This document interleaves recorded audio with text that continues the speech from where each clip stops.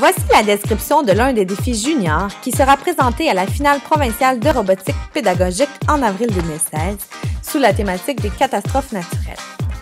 Dans ce défi, votre robot devra ramasser des objets pour construire une digue afin d'éviter qu'un village soit anéanti par une vague dévastatrice. Pour prendre part à ce défi, vous aurez besoin du tapis robot savant en vente chez Bourreau et Bouty, ainsi que d'un robot comportant un capteur de couleur.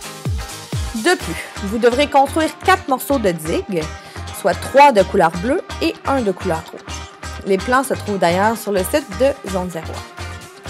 Enfin, une planche de bois de type 2x4 est essentielle pour la résolution du défi de niveau noir. La longueur maximum des robots participants à ce défi est de 30 cm. Il n'y a par contre aucune limite de hauteur, de largeur ou de masse. Pour réussir le défi de niveau blanc, le robot doit, à tour de rôle, ramasser et pousser un bloc de son choix situé dans la zone nord du tapis afin de le déplacer dans la zone sud, dans le carré de la même couleur que celui où il a été ramassé. Il doit ensuite répéter l'opération pour tous les blocs, à l'exception du bloc rouge, qui lui doit être poussé à l'extérieur de la zone de jeu pour sauver les personnages Lego qui s'y trouvent. Que les équipes choisissent de réaliser le niveau blanc ou noir de ce défi, elles devront d'abord décider de poser le robot dans l'une ou l'autre des zones de départ grises avec l'inscription Zone 01. Pendant ce temps, le juge place au hasard les 4 blocs Lego sur les 4 endroits initiaux possibles. Ainsi, le bloc rouge pourrait se retrouver dans le carré bleu, jaune, brun ou vert à l'extrémité nord du tapis. Puis, au signal donné par le juge, chaque équipe peut activer le programme de son robot. Le chronomètre commence alors. Le robot se dirige vers les cubes qu'il doit pousser dans la zone sud le plus rapidement possible. Notez que le cube doit être entièrement dans le carré pour être considéré bien placé, c'est-à-dire ne pas toucher à la ligne noire. Attention, un robot ne peut être en possession ou toucher à 2 objets en même temps. Lorsque vient le tour du bloc rouge, le robot doit l'apporter à l'extérieur de la surface par le côté sud, là où l'autre membre de l'équipe attrapera les villageois. Évidemment, il ne faut pas que le robot tombe lui-même de la surface. Une équipe peut accumuler un maximum de 100 points pour ce défi. Notez que les pénalités restent les mêmes pour les niveaux blancs et noirs.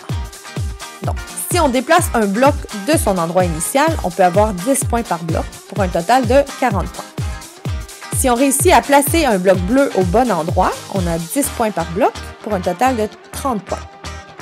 Si on réussit à sortir le bloc rouge du terrain, on peut obtenir 30 points. Si on sort de la surface avant l'arrêt du chronomètre, alors on perd 10 points. Si notre robot sort de la surface après l'arrêt du chronomètre, on perd alors 20 points.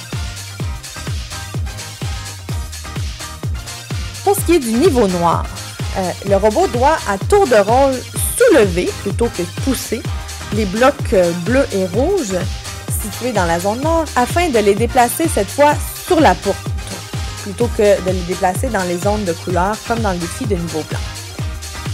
Le robot gagne davantage de points s'il réussit à empiler les blocs bleus sur la poutre comme ceci. Le bloc rouge doit, quant à lui, tout comme le robot, être de retour dans la zone de départ à la fin de la ronde. Donc, comme dans le défi de niveau blanc, le juge place au hasard les 4 blocs Lego sur les 4 endroits initiaux possibles.